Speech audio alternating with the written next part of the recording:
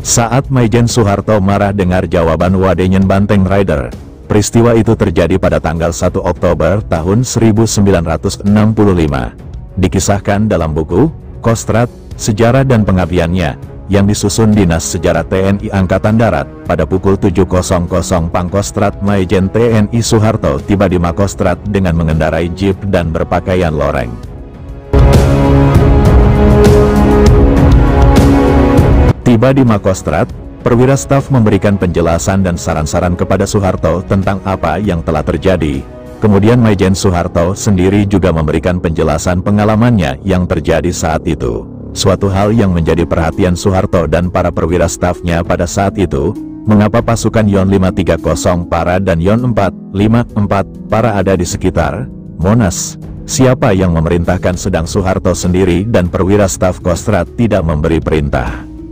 Maijen Soeharto lantas memanggil Komandan Brigif 3, Para Kostrad Letkol Sukresno, kepada Pangkostrat. Letkol Sukresno memberikan penjelasannya.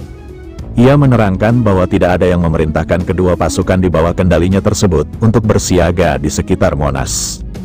Mendengar penjelasan Letkol Sukresno ini, Maijen Soeharto dan para perwira yang hadir heran, artinya, ada sesuatu yang genting yang harus diselesaikan dengan segera.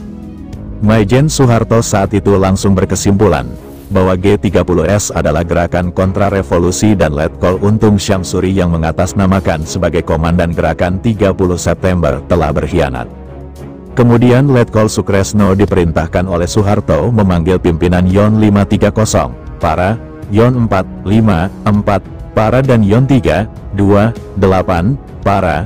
Maijen Soeharto juga meminta bantuan kepada Maijen Basuki Rahmat dan Brigjen Sabirin Muhtar, memanggil dan Yon 530 Para, dan kepada Letkol Ali Murtopo diperintahkan memanggil dan Yon 454 Para ke Makostrat, karena kebetulan ketiga perwira tersebut sedang berada di Jakarta dan dianggap mereka mempunyai pengaruh pada kedua kesatuan itu. Akhirnya setelah dilakukan usaha-usaha tersebut dengan susah payah, kira-kira pukul 12.00 Wakil Danyon 530 Para Kapten Sukarbi dan Wakil Danyon 454 Para Kapten Kuncoro datang menghadap Maijen Soeharto di Makostrat. Kepada kedua perwira tersebut, Maijen Soeharto menanyakan siapa yang memerintahkan membawa pasukan ke Monas. Mereka menjelaskan kepada Soeharto. Lalu setelah itu giliran Maijen Soeharto yang menjelaskan bagaimana situasi ibu kota dan juga menjelaskan bahwa apa yang dilakukan oleh kelompok Untung adalah pengkhianatan.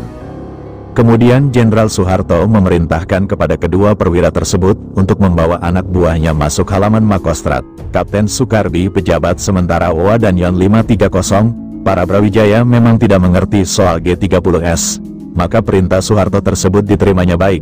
Sebaliknya Kapten Kuncoro Wadanyon 454 Para memberikan jawaban bahwa perintah Soeharto itu akan disampaikan kepada Danyonnya. Mendengar jawaban Kapten Kuncoro ini, Soeharto marah. Lalu dengan nada marah, ia memberikan peringatan. Kalau perintah ini tidak dilaksanakan, kamu akan dihancurkan. Setelah itu kedua perwira tersebut kembali ke pasukannya masing-masing.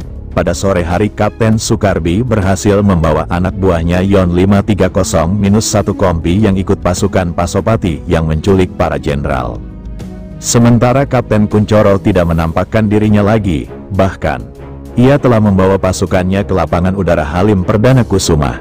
Dalam laporannya Kapten Sukarbi pada Soeharto, ia menjelaskan bahwa dankinya dikumpulkan. Hal ini lalu diketahui oleh Mayor Bambang Supeno dalam keadaan bingung. Karena follow-up kegiatan yang diharapkan itu tidak ada yang menonjol, malahan meninggalkan tempat itu dengan jeepnya. Selanjutnya, Yon 530 Para setelah berhasil dikumpulkan dan dibawa masuk ke dalam markas Kostrad dan kemudian diistirahatkan di Senayan. Setelahnya, sebagian diberikan tugas menjaga Makostrat.